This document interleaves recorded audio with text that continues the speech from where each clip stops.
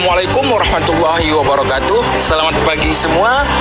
Perkenalkan, nama saya Safrizal. Dalam program wawancara eksklusif, di sini saya akan membahas tentang prestasi micro teaching yang telah diraih oleh mahasiswa Universitas Bina Bangsa Sempena. Penasaran? Ikuti saya.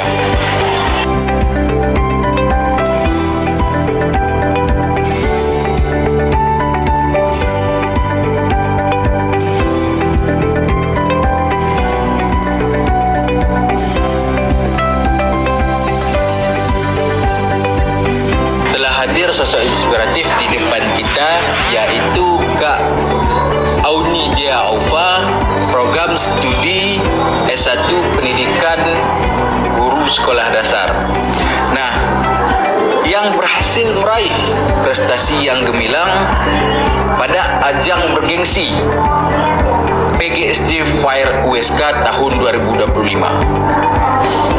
Baik Kak Auni, selamat pagi. Selamat atas prestasi yang luar biasa ini. Bagaimana perasaan Kak Auni setelah dinobatkan sebagai juara 1 lomba micro teaching ini? Selamat pagi Kak, makasih. Perasaan saya campur aduk ya Kak. Tentunya bahagia ya, senang, terharu, bangga, bersyukur terhadap diri sendiri. Nah, apa yang memotivasi Kak Auni mengikuti lomba micro teaching ini dan mengapa memilih materi yang Kak Auni bawakan? Nah, yang memotivasi saya ketika mengikuti lomba micro teaching ini tuh diri saya sendiri nih Kak. Karena saya mau di semester ini saya mau buat nih prestasi untuk diri saya sendiri. Karena dari semester 1 sampai semester 4 saya kan belum mengukir prestasi ya nih Kak. Nah, tahu coba-coba iseng-iseng berhadiah. Tapi alhamdulillah ada hadiahnya. Gitu sih Kak. Bagi yang belum tahu nih Kak, bisa Kak Auni jelaskan sedikit apa itu micro teaching dan mengapa keterampilan ini sangat perlu untuk calon guru SD seperti Kak Auni?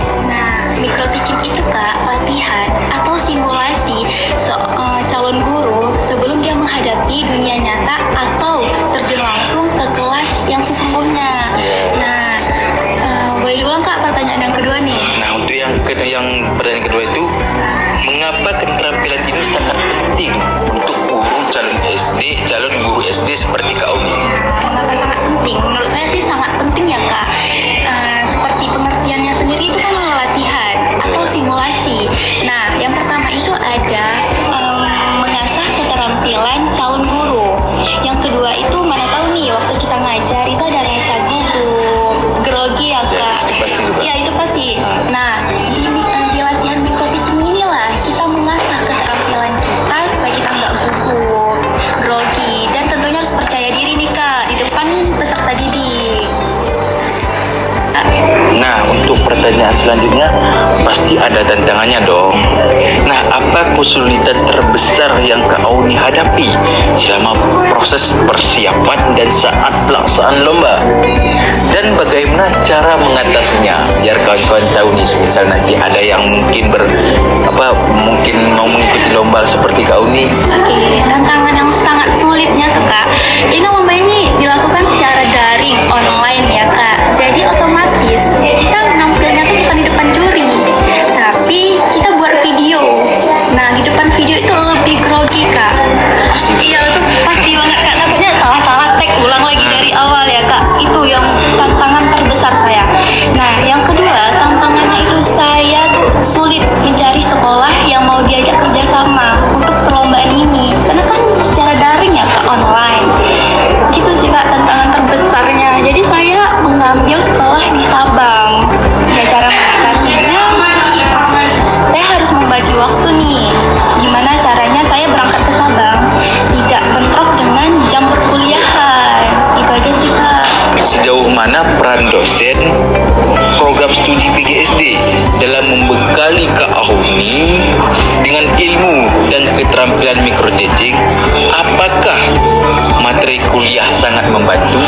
Peran dosen sangat-sangat berpengaruh Kak, termasuk Ibu Lidar Yusuf. Itulah dosen strategi belajar mengajar yang memotivasi saya untuk mengikuti lomba micro teaching ini Kak. Nah, di semester 3 saya sama Ibu itu pernah nih ikut simulasi belajar. Maksudnya simulasi mengajar. Nah, dari situ menurut saya itu peran dosen sangat berpengaruh terhadap yang saya mengikuti lomba mikro teaching tersebut. Nah, untuk dukungan dari dosen ya Kak, Iya. dukungan dari dosen tentunya sangat ada, sangat mendukung, termasuk Ibu Nidar Yusuf itu. Apapun yang saya lakukan, kegiatan apapun yang saya kerjakan, Ibu itu mendukung. Untuk materi selama kuliah, apakah membantu untuk lomba ini pula? Sangat membantu Kak, termasuk itulah mata kuliah strategi belajar itu sangat membantu. Terus ada kajian kurikulum. Nah, kajian kurikulum itulah yang membantu saya membuat rancangan RPP. Dari situ saya belajar, oh gini ya ternyata. Sangat-sangat berpengaruh ya Kak.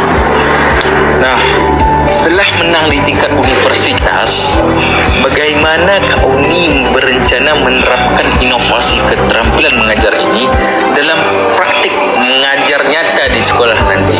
Nah, ketika saya sudah menjadi guru yang sebenar-benarnya, saya akan menerapkan inovasi-inovasi yang terbaru nih Kak kepada peserta didik. Seperti yang kita lihat ya Kak, zaman ini kan semakin maju, perkembangan zaman semakin pesat.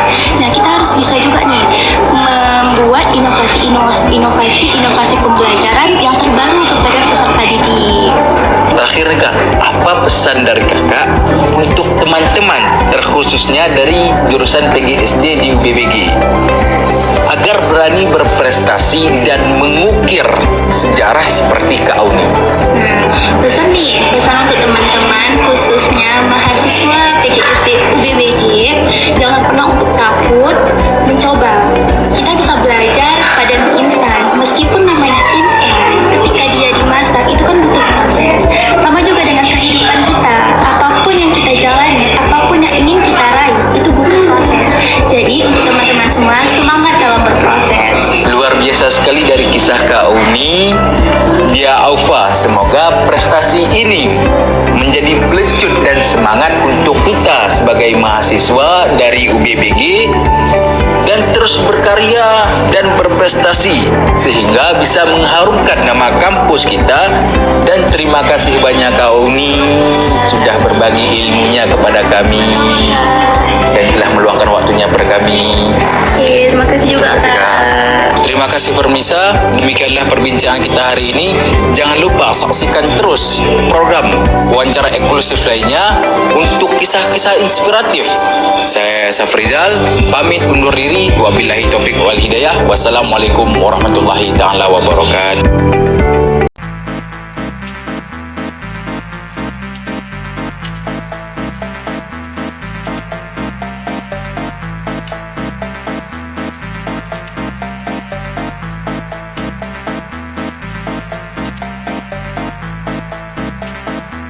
Texas Speed Up No Counter.